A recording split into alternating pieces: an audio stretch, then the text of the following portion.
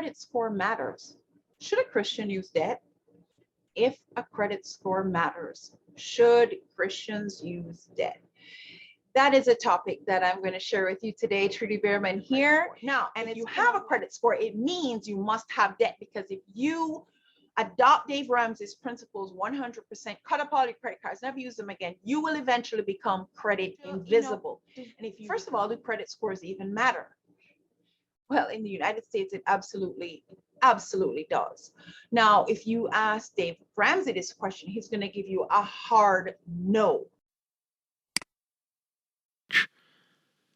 So I live 100% debt free. So if you're sitting on some investments and you could pay off all your debts, I would pay off your debts. For the answer that there's no circumstance that he agrees that that should be used. In fact, Dave Ramsey would go on to say there's no such thing as good debt. So keep that in mind. Now, coaches have coaches, or they should. I have a coach as well. And my business coach, some of you may know him. If not, go look him up. Myron Golden, serious Christ follower, solid man of God, love him dearly. And he does advocate for using debt. You use debt to create wealth, and then you use the wealth that you create to pay off the debt. That's how I do it. So these are two polar opposites, in terms of philosophy, thinking, the way things are done, and what should Christians do? Because you're out there trying to get some answers. The Bible does say some things. Hopefully you've read it for yourself and not taking it secondhand, third hand.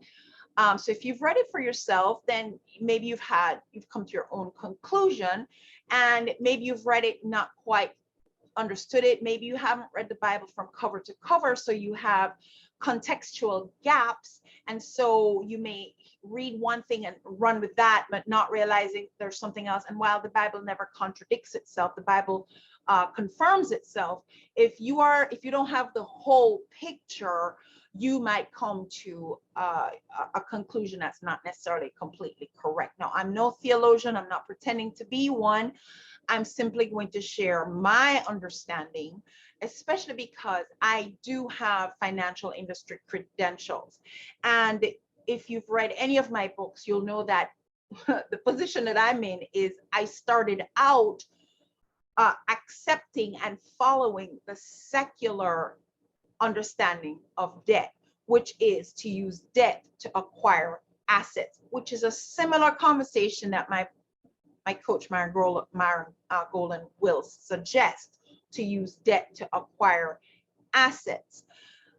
So back in the day, before I had a Christian perspective on the use of debt, I absolutely used debt to acquire assets. Now, I went through the 2008 recession and I came out scarred and scared. I lost everything. Our retirement account, which was over 6 figures. We had several properties which went into foreclosure. We lost assets out crazy, and we almost lost our personal home and cars. God was gracious. He let us keep those. And while I was there, very upset, wondering why me, God was very clear that I had not done money God's way. So I went into my own study, out of which came one of many books, the Bible on Business, one of many books that I've written that was a bestseller. And I'm actually coming out with an update and a workbook to go along with it. So anyway, so Dave Ramsey would say a hard no, there's no such thing as a good debt. Secular teaching says use debt to acquire assets. Myron Golden does say use debt to acquire assets. However, the examples that he's using are, for example, Apple, which is cash rich, and they still utilize debt because the debt makes sense. They can write it off as, on your tax returns. You can still have your money maybe invested and all of that. But here's the big clue between when he uses an example of Apple or he uses an example of himself utilizing debt. Here's the big difference between them and the average person. They have the cash. they have the cash. In other words, they didn't need the debt to acquire what they're acquiring. They had the cash, but they used the debt strategically, knowing fully well that they have the cash to pay it off. So come the end of the month, they can pay the entire debt off if they want. This is the big difference between when you use debt and you're just swiping the card, and you are accumulating debt that you do not have the money for. So now you are in a net negative experience.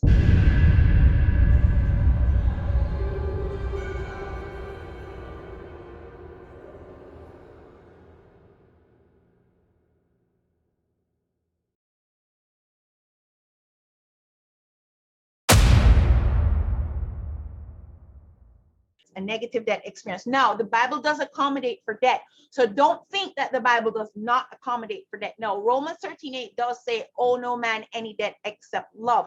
That is the ideal. So the Bible also says in Genesis about, when man and woman, he created as one. So marriage is ideally the husband and wife are one, and that union never falls apart. But then God did give an accommodation for divorce because of the hardness of our hearts. So he made an accommodation knowing that we are flawed. Okay, so he did give an accommodation. In the same way, debt is accommodated in the Bible. Many instances of debt. So for example, in Genesis 47 verse 20, and I will read that. This is the story, you probably know it very well. Joseph is in Egypt. He's become the head of Egypt.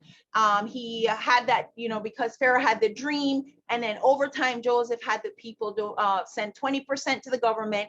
And now there's this huge famine on the land.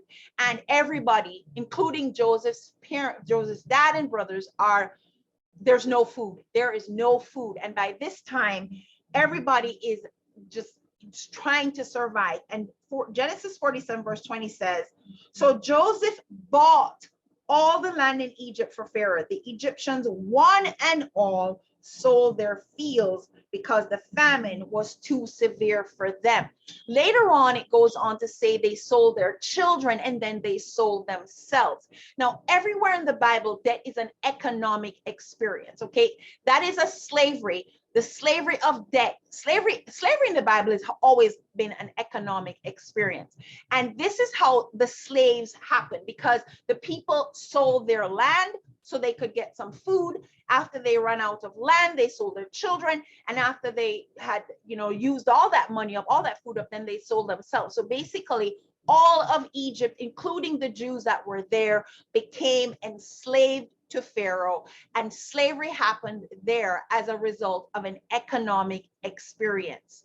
Okay, so there, and the Bible does talk about, even in the Bible, it talks about if you borrow from your brother, that the Jews should not exact interest from their other Jews. So it's not that they couldn't borrow, but they were not to exact interest. And in fact, if there was debt within a family, they had a family redeemer. The family redeemer would pay off the debt and take the land, but it was kept within the family. So the Bible does accommodate for debt. There are different strategies. It's not positioned as an ideal, but it is accommodated for.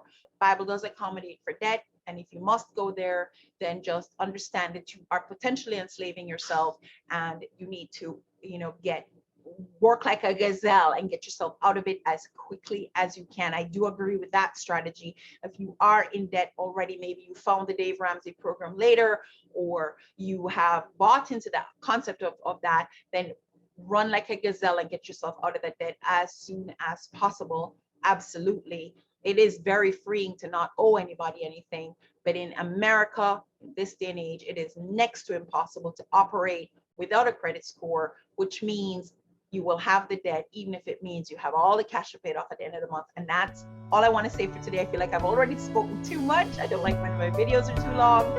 Trudy here, super simple to find, and